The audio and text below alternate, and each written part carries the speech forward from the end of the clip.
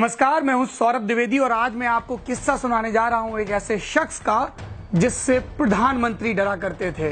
इंदिरा गांधी डरा करती थी, मोरारजी देसाई डरा करते थे, चौधरी चरण सिंह डरा करते थे, विश्वनाथ प्रताप सिंह और राजीव गांधी भी डरा करते थे।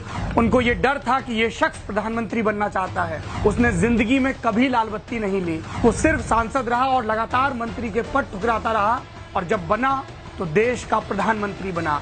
मैं बात कर रहा हूं बलिया के बाबू साहब की, देश के प्रधानमंत्री रहे चंद्रशेखर की।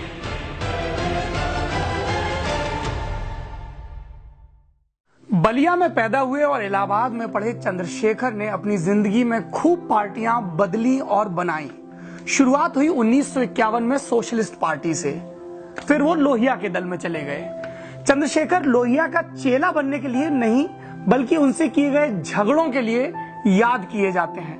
पहला झगड़ा, चंद्रशेखर इलाहाबाद पहुंचे उस समय के एक संत समाजवादी नेता आचार्य नरेंद्र देव को आमंत्रित करने के लिए।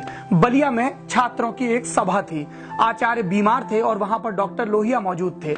आचार्य नरेंद्र देव ने कहा कि आप डॉक्टर लोहिया को लेकर जाइए। लोहिया बोले, मुझे तो अपनी पार्टी की कार्यकारिणी की बैठक के लिए कलकत्ता जाना है, मैं कैसे जा सकता हूं। चंद्रशेखर ने तुरंत समाधान पेश किया, बोले आप हमारे साथ चलिए और वहां से मैं आपको जीप में बक्सर छोड़ दूंगा जहां से आपको कलकत्ता की ट्रेन मिल जाएगी। लोहिया तैयार हो गए, लेकिन जैसे ही वो रेलवे स्टेशन पर बलिया के उतरे, बोले जीप कहाँ है। उन्होंने कहा डॉक्टर साहब जीप आपको शाम को चाहिए। डॉक्टर साहब बड़बड़ाने लगे। चंद्रशेखर को ये बात नागवार लगी। उन्हें लगा कि अगर मैं एक युवा नेता हूं और इतने बड़े नेता को अपने यहाँ आमंत्रित कर रहा हूं तो जाहिर सी बात है कि मैंने अपने कहे का मान रखा होगा। लेकिन लोहिया दोपहर तक बड़बड़ाते रहे। चंद्रशेखर ने गुस्से में कह दिया, डॉक्टर साहब वो खड़ी है आपकी जीप और वो रहा रास्ता, हमें आपकी सभा और सदारत की जरूरत नहीं है, आप बेइज्जती मत करिए, कृपया करके चले जाइए। लोहिया सन्न रह गए। शायद ये पहला मौका था जब किसी युवा ने यूं तन कर उनकी बात का प्रतिकार किया हो। दूसरा वाकया, जब चंद्रशेखर उस वक्त की प्रधानमंत्री इंदिरा गांधी के खास बन गए। कांग्रेस में उन दिनों एक टर्म चला करता था युवा तुर्क, यानी ऐसे युवा नेता जो उग्र थे, पुरातनपंथी नहीं थे और कांग्रेस में समाजवादी विचारधारा को फैलाना चाहते थे।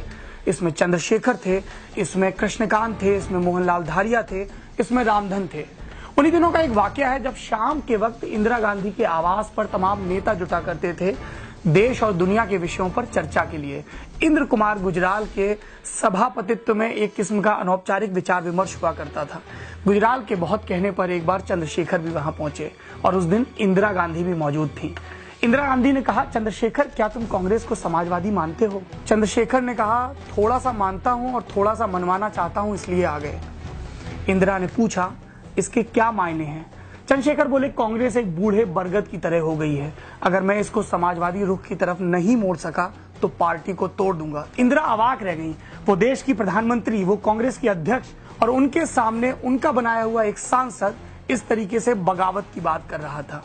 लेकिन उस वक्त इंदिरा को इन युवा तुर्कों की जरूरत थी, क्योंकि इंदिरा पार्टी में ओल्ड गार्ड के खिलाफ चुनाव लड़ रही थी। वो सत्ता पर और पार्टी पर अपना आधिपत्य स्थापित करना चाहती थी।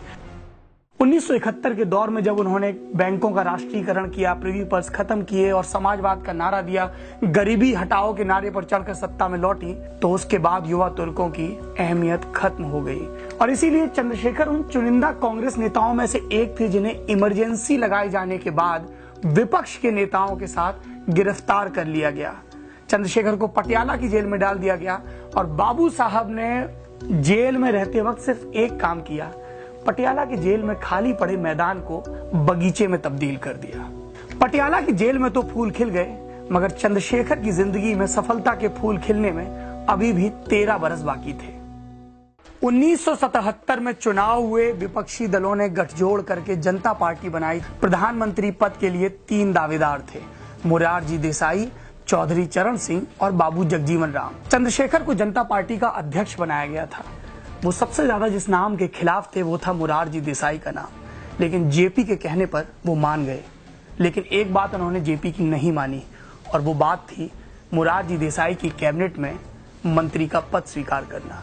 चंद्रशेखर जनता पार्टी के अध्यक्ष बने रहे और हम सब जानते हैं कि 2-2.5 बरस में ही ये कुनबा आपसी भितरघात के चलते, एक दूसरे पर अविश्वास के चलते और प्रधानमंत्री के पद पर कई दावेदारों के चलते टूट गया, बिखर गया।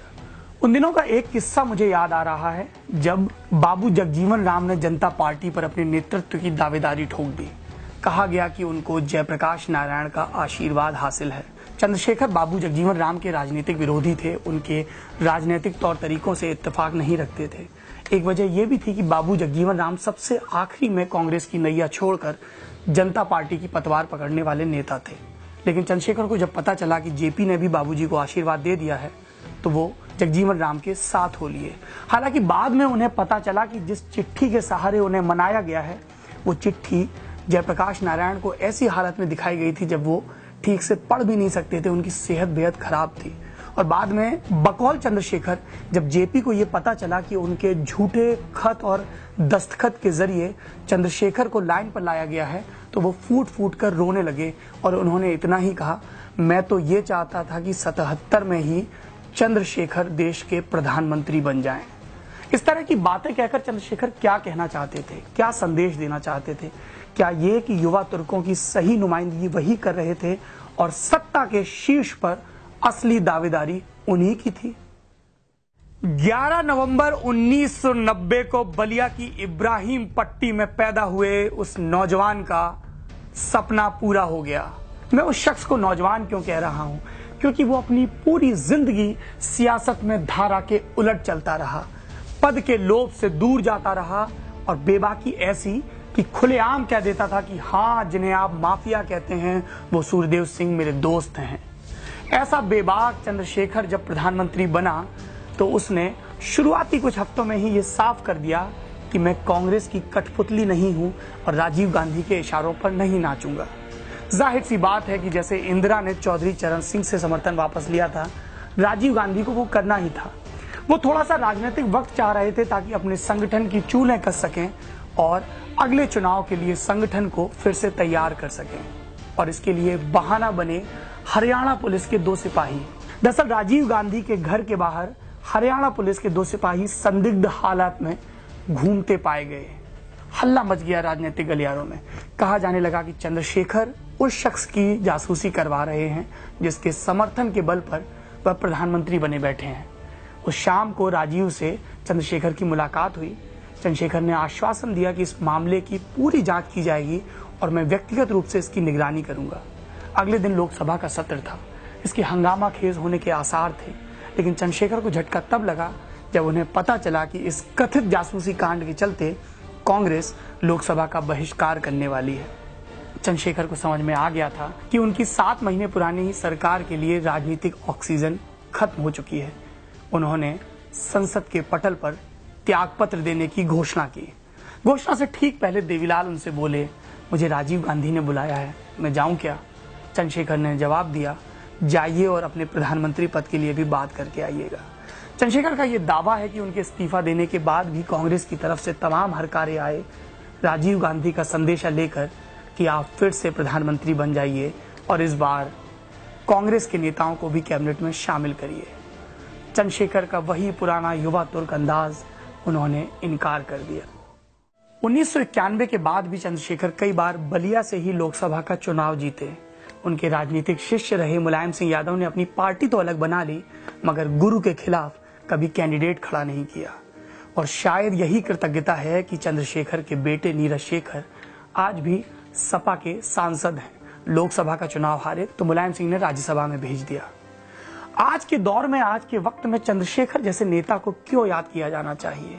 मेरे ख्याल से 2 वजहों से। एक, कन्विक्शन की लड़ाई। उस शख्स को यह यकीन था कि वो बड़ी, बेहद बड़ी चीजों के लिए बना है और इसलिए उसने कभी भी मंत्री का पद नहीं स्वीकार किया, हालांकि इसके भी अपने जोखिम हैं। और दूसरी बात, चंद्रशेखर की बेबाकी। वो खुलेआम कह देते थे अगर उन्हें कोई विपक्षी पार्टी का नेता पसंद होता था। वो गुप्त मीटिंग में हुई मंत्रणाओं को भी जाहिर कर देते थे, क्योंकि उनका मानना था कि नेता से जुड़ी हर चीज सार्वजनिक होनी चाहिए, क्योंकि वो जनता की नुमाइंदगी कर रहा है। ऐसे थे चंद्रशेखर। कुछ और राजनीतिक किस्सों के साथ हम वापस लौटेंगे। तब तक आप पढ़ते रहिए वो वेबसाइट जो हम लोगों ने शुरू की है और जो ये दावा करती है कि हम सिनेमा, समाज, क्रिकेट और राजनीति के किस्से जनता की जबान में सुनाते